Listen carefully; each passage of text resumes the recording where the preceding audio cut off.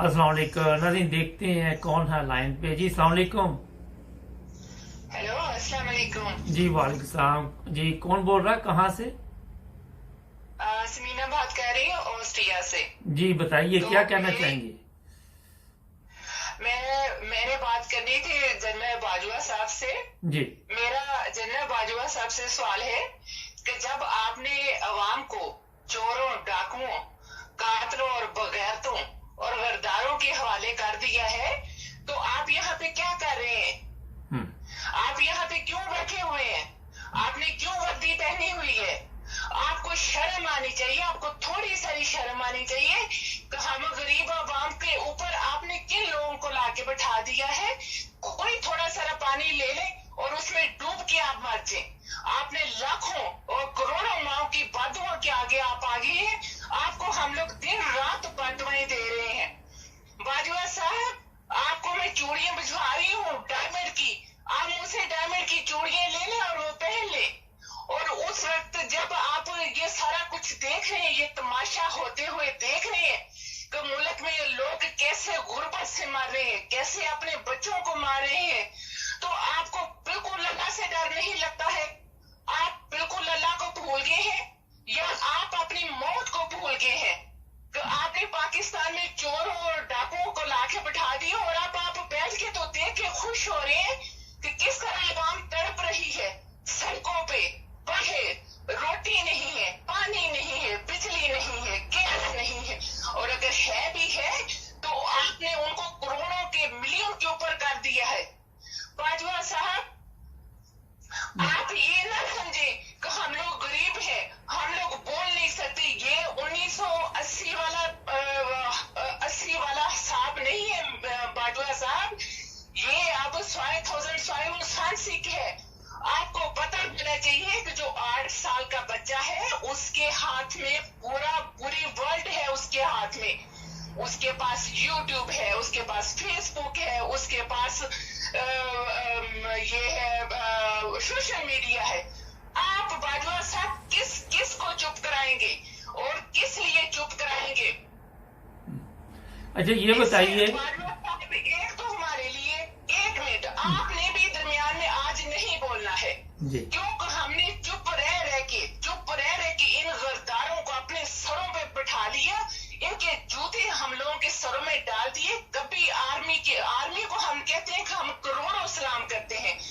अगर बाजवा साहब मुझे कहते हैं कि अपने जिस्म पे बांध लो बम और पहुंच जाओ किसी उस जगह पे जो हम लोगों ने, हमारे माँ बाप ने, हमारे दादा दादी, नाना नानी ने आज 1947 में बहनों की इज्जतों को लूटा उन लोगों ने, तो उधर चले जाओ ट्रकों के नीचे। तो बाजवा साहब, हम लोग आज भी आप लोगों से इतना ही प्यार करते हैं, लेकिन आपने हमारे सारे प्यार का बेड़ा गर्क, खाना खराब कर दिया।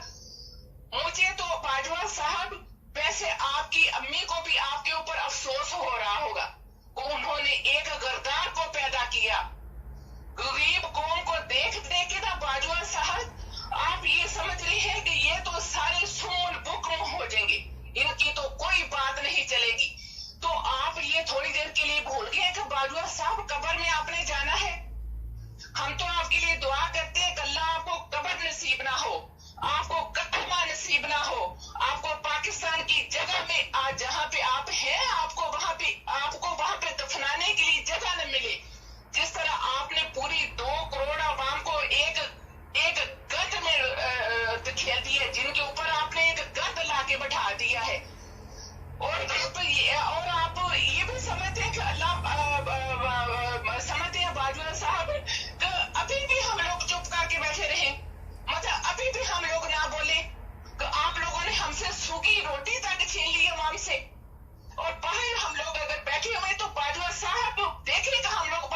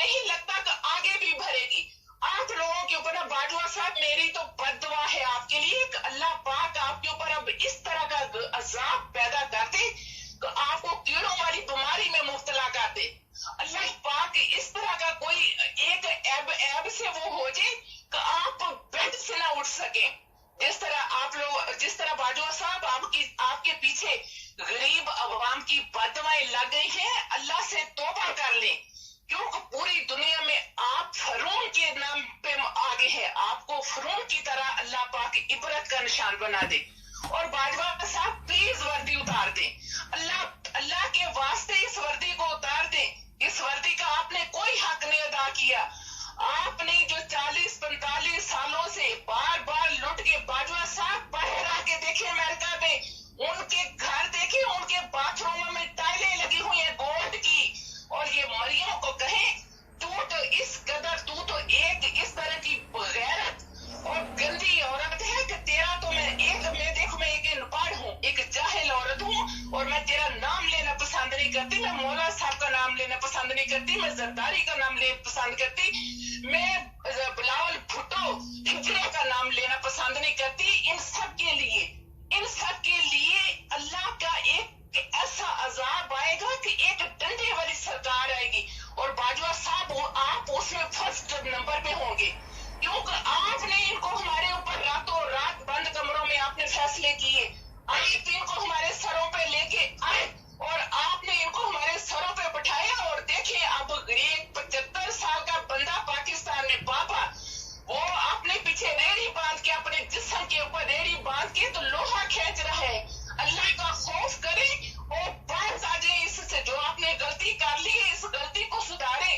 और मैं रिक्वेस्ट करती हूँ, मैं बहुत ज्यादा रिक्वेस्ट करती हूँ अपनी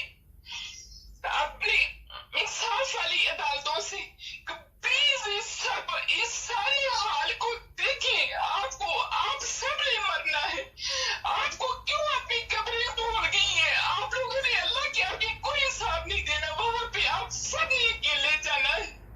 वहां पे ना कोई आपका रिश्तेदार होगा, ना कोई आपकी बहन, आपको सिर्फ कब्र में डाल देंगे।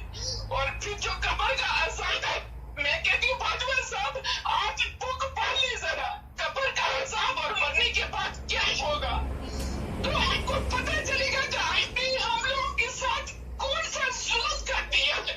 सही से एक इमरान को निकालने के लिए मैं आपको बताती हूँ बाजवा साहब, मैं इतने साल की हो गई हूँ, मैंने कभी किसी को वोट नहीं दिया। मैंने न सरदारी को, ना मैंने शबाब को, ना नवाज शरीफ को, ना इमरान खान को, लेकिन मुझे अपने मुल्क से प्यार है। बाजवा साहब आप इस बात को समझेगा किस हसीयत से इस वक्त गुजर रहे हैं। और मैं चाहती हूँ कि ये जो मैं आपको कुछ कह रही हूँ, ये आपकी माँ सुने, उसको पता चले कि उसके बेटे से कौन सी गलती हुई है। और अगर मेरे पीछे ISIS लगाने तुमको कहा कि मेरे घर में आके मुझे मारे, कि मैं अपनी इमाम के लिए बोली, और मेरे अंदर इतना गुस्सा है, मेरे अंदर इतना दुख है, मेरे अंदर इतना दर्द है, जब मैं एक 80 साल की 90 साल के बूढ़े को इस हालत में देखती हूँ तो। चलें, बहुत शुक्रिया, आपने काफी बातें कर दी हैं, फिर भी आपसे बात होती रहेगी। बहुत शुक्रिया, थैंक यू, बहुत शुक्रिया। नाज़रीन, ये देखिए कितना दर्द है। ये लोग रहते तो बाहर हैं, मगर अब वो जमाना बाकी नहीं रहा कि लोगों को आप बेवकूफ़ बनाते रहें और लूट मार करते रहे। बाजा साहब, आपके लिए ये पैगाम, मेरा ख्याल मैंने जितने प्रोग्राम किए हैं वो सारे ही बड़े सख्त थे, मगर जो इस खतून ने आपको पैगाम दिया, जो भी सुने इस वीडियो को फॉरवर्ड करे। हमें किसी का कोई डर नहीं है, ये मैं आपको बता देता हूँ। और सब्सक्राइब करें, जुड़े रहे हमारे साथ।